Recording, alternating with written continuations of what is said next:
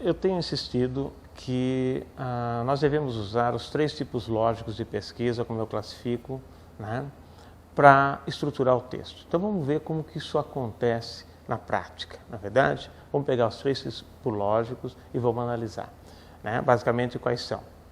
Num caso você descreve uma variável e está preocupado apenas com a descrição. No segundo caso, você estuda 2 ou mais variáveis, buscando as associações entre elas, mas pressupondo que uma não interfere na outra.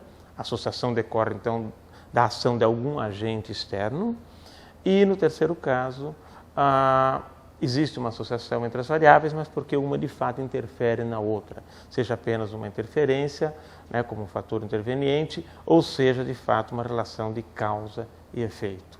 Certo? Então vamos analisar as principais partes do texto em função dessa lógica. É óbvio que o autor ele é livre para criar em cima disso. Tá? Ele só não pode transgredir a lógica do seu estudo. Então é lógica e arte ao mesmo tempo. Essa é a temática. Então vamos começar analisando pelo título, né? O que deve trazer o título?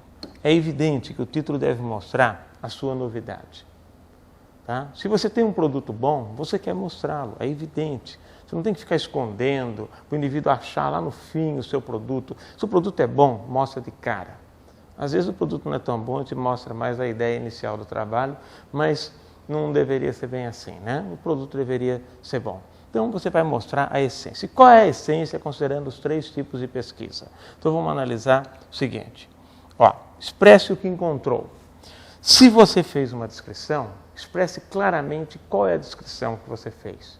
Então o título força isso, né? Ele mostra essa descrição, mas tem que ficar claro para o leitor que você não está estudando fatores intervenientes, nada disso, que você está preocupado em descrever. Use a palavra que você quiser, mas dê esse sentido ao leitor. Se for um estudo de associação, mostre a associação que você encontra. Tá? Então, ela pode ser de um tipo ou de outro, seja qual for o tipo de associação que você encontra, ou às vezes até a repercussão dessa associação. Não é? E se for interferência, diga que há alguma interferência. Quem interfere em quem? Ou seja, mostre claramente isso para o leitor. Então veja que essas 3 conotações, que são conotações lógicas, elas direcionam você para saber o que coloca no texto. Esqueça, no título, esqueçam aquelas regrinhas do tem que pôr o lugar, o onde, o porquê, o como, não sei o que lá. Isso tudo é coisa de pessoas que não querem pensar sobre o processo. É um processo criativo? É um processo lógico? Tem que casar as 2 coisas. Sem ferir a lógica, seja criativo. No caso da introdução, como que essa lógica direciona a construção da introdução? Novamente reforçando que não é regrinha, tá certo? Eu faço questão disso, porque esse é o diferencial da forma como eu tenho abordado a questão da redação científica. Então veja, contextualize e justifique. Você vai ter que fazer isso na sua introdução. Vai contextualizar um problema, justificar e validar os seus objetivos, por exemplo. Caso você apresente os objetivos. Você pode, evidentemente, apresentar as conclusões, mas o mais comum é apresentar o objetivo. Se descreve, por que descrever? E veja que há algumas poucas razões para isso. Pode ser que você vá descrever porque não foi descrito ainda e é importante ser descrito. Simplesmente porque não foi descrito ainda não é motivo relevante. Às vezes não foi descrito porque não interessa, tá? E não vai você descrever. Então, é importante ser descrito e não foi descrito ainda, portanto eu vou descrever. Uma outra razão para descrever, foi descrito, mas eu estou descrevendo com uma técnica mais sofisticada, que ganha em riqueza, ganha em detalhes ou apresenta algum diferencial. Isso é uma outra forma de justificar. Eu posso ainda justificar, olha, já foi descrito por uma técnica adequada, mas eu estou descrevendo numa outra condição. Por exemplo, foi descrito em crianças, mas não foi descrito em idosos. E veja o seguinte, você não está estudando adultos ou idosos contra crianças. Porque se você estiver estudando isso, sua pesquisa não é descritiva. Mas se ela for descritiva, você está preocupado em descrever em idosos. Apenas que não foi descrito em idosos, embora aquele fenômeno já tenha sido descrito em outras fases do desenvolvimento humano. Então veja, né, que isso é muito importante. É óbvio que se você está pesquisando idosos contra crianças, você vai ter que registrar dados de idosos e de crianças. E se você estuda apenas a descrição em idosos, você não precisa apresentar os dados de criança. Ele entra apenas no seu contexto da descoberta, no seu contexto da criação, para validar o seu objetivo, mas ele não aparece no seu contexto da justificação necessariamente. Tá?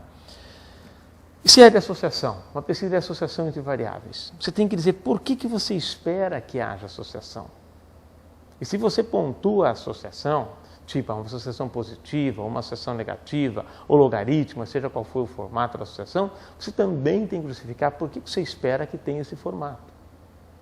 Tá? Para atender a máxima que eu já coloquei, né, de que, ao ler a introdução, o leitor deve adivinhar o objetivo antes de lê-lo. Então é óbvio que a argumentação caminha nesse sentido. Mas você tem esse foco. E se é uma hipótese que pressupõe interferência entre as variáveis, você tem que justificar por que você espera que esta ou essas variáveis interfiram neste fenômeno. Como você vai fazer isso? Da melhor forma possível, né? Usando lógica, usando criatividade e fazendo isso da forma mais econômica possível nos 3 casos. Certo? Então, veja que a lógica da argumentação é diferente em função dos tipos de pesquisa. Então, note que, mais uma vez, eu reforço, os tipos de pesquisa não se tratam de divisões arbitrárias, são divisões de essência. No material e métodos, o item principal, né, afetado por isso é o delineamento do seu estudo, que é exatamente o desenho, o seu protocolo de pesquisa, como você fez aquilo, sem entrar nos procedimentos específicos. Então, vejamos. Se é um delineamento para pesquisa descritiva, você vai descrever algo. No caso, coloquei X, vamos descrever algo. Se eu for descrever algo, a essência do meu delineamento é a amostragem. Então, diz, olha, como eu amostrei, né? Como eu peguei aqueles exemplares, aquele fragmento, né? Aquela amostra, para que ela represente aquele todo. Porque se aquilo foi selecionado de forma equivocada, o seu trabalho inteiro já está errado. Então, tem que reforçar isso. Se é uma pesquisa de associação, você tem que mostrar o que permite acoplar uma variável com outra. Você pode medir, por exemplo, sei lá, grau de atividade e cor do cabelo, né? O que te permite associar grau de atividade e cor do cabelo? Uma coisa aparentemente não tem nada a ver com outra, mas para você fazer a associação, você não pode pegar a cor de cabelo de alguns indivíduos e grau de atividade de outros. Você precisa pegar cor de cabelo e grau de atividade dos mesmos indivíduos, para que o indivíduo permita esse acoplamento, né? Você pode estudar, por exemplo, altura e peso, estudar uma associação entre eles, não é? Mas você não pode pegar a altura de alguns indivíduos e peso de outros. Tem que pegar a altura e peso dos mesmos indivíduos. Então, o indivíduo permite a associação. Nem sempre é o indivíduo que permite isso, mas tem um elemento que permite. Então, você tem que mostrar exatamente qual foi esse ponto de acoplamento e quais são as variáveis que você mede. E num estudo que possui, né, uma relação de interferência, você vai estar trabalhando com os conceitos de variáveis independentes e variáveis dependentes. E note sempre o seguinte, você impõe as variáveis independentes para registrar as dependentes, que vão ser seus resultados, ou você coleta variáveis independentes, que já têm a flutuação natural, e registra também as variáveis dependentes, que serão os seus resultados. Então, isso daqui é a condição do seu experimento, isso daqui é o que você registra. Os valores da dependente vão aparecer nos resultados. Os valores das independentes geralmente aparecem no material e métodos.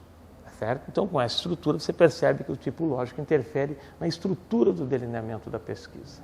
Né? Nessa relação, por exemplo, de independência e dependência, um estudo de interferência, você tem que ter variação da independente e analisar os resultados aqui. É óbvio que a variação de uma variável e observar o resultado da outra, você tem aqui também. A questão de se é interferência ou não, você vai resolver na discussão e não com seus dados. Né? No caso dos resultados, o que nós devemos fazer? Ora, foco no principal. O que significa isso? Enfatize, eu já mostrei isso, né? Enfatize aqueles resultados que fazem a parte central do seu discurso. É como uma aula, não adianta você enfatizar coisas relevantes e querer que o aluno aprenda o essencial e o principal. Não, você tem que enfatizar o que é principal. Em várias aulas, em vários momentos, Aí ele percebe que há um discurso que possui detalhes e possui um eixo central. Ele aprende o eixo central, pelo menos. Se fizer isso, já está muito bom, né? Então, veja, se é uma descrição, expresse a descrição. Qual é o essencial da descrição? Cuidado para não encher de detalhes, que o leitor lê um monte de detalhes e ele fica sem saber exatamente quais esses detalhes são importantes. Não é? Então, dê uma ênfase. Aqueles mais relevantes, coloque como tabela, ou seja, enfatize aqueles resultados.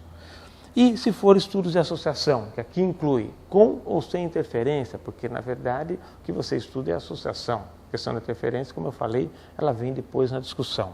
Então você tem que mostrar essas associações. Mostre do jeito mais elegante possível. Se for uma demonstração matemática, tudo bem, faça um gráfico de correlação, por exemplo.